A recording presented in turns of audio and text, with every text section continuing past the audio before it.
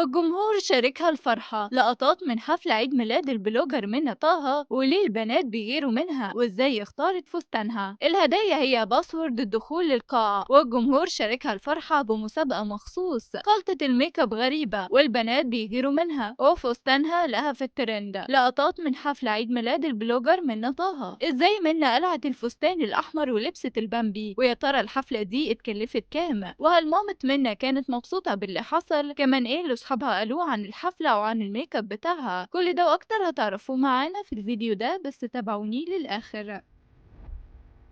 منى طه كانت عاوزة تفرح وبس، وصاحباتها عملوا معاها الواجب وفرحوها علشان هي تستاهل كل حاجة حلوة. لبست سواريه ورقصت على الستيج في عيد ميلادها اللي اتعمل في أفخم مكان، والهدايا هي باسورد الدخول للقاعة، والميك اب بتاعها حكايته حكاية. عملته قبل الحفلة بأسبوع علشان تكون أجمل واحدة في البنات.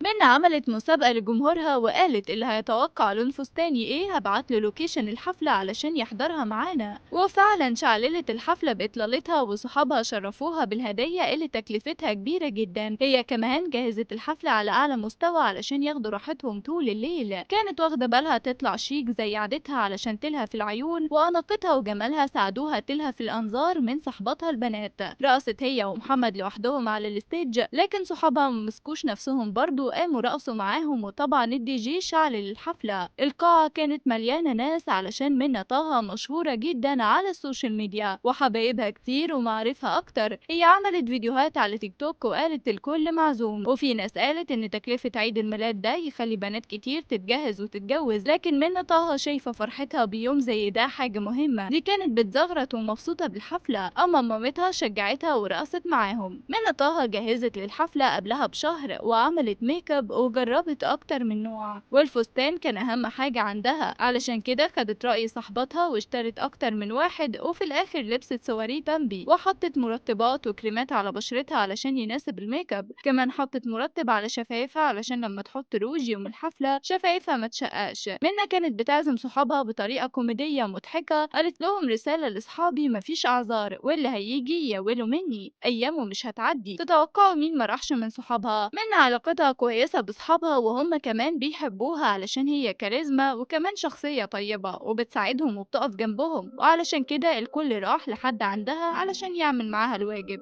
الأول منى لبست فستان أحمر وحطت روج أحمر وطلت على جمهورها بشكلها القمر، وتعليقات الجمهور كانت كتيرة جدا على صفحتها. منى اتحدت الولاد اللي بيقولوا امسح مكياج صاحبتك تقابل صاحبك أو ابن عمتك، وعلشان كده قررت تشيل المكياج من على نص وشها وتظهر لهم بطبيعتها. شالت الرموش ومسحت الروج والميك اب كمان، وده اللي خلى ناس كتير تقول انها جميلة في كل حالاتها، وكفاية انها على طبيعتها ومش متصنعة ونفسها تفرح وبس. كلام البنات عن منى طه كان كتير، وفي اللي كان باين في كلامهم انهم غيرانين من فستانها الحلو، وفي ناس قالت هي بتتنطط ازاي كده مع جوزها وهي حامل، هي مش خايفة على اللي في بطنها، لكن هي اكيد عارفة هي بتعمل ايه ومش هتأذي نفسها. منى كانت بتاكل في شفايفها والروج زي ما هو. بعد لما الحفلة خلصت الميك اب كأنه لسه محطوط علشان هي عاملة حاجة سعرها غالي. كمان هي شكرت صحابها المشاهير اللي حضروا الحفلة. ايه رأيكم في حفلة عيد ميلاد منى طه؟ اكتبوا لنا في التعليقات كل ملاحظاتكم.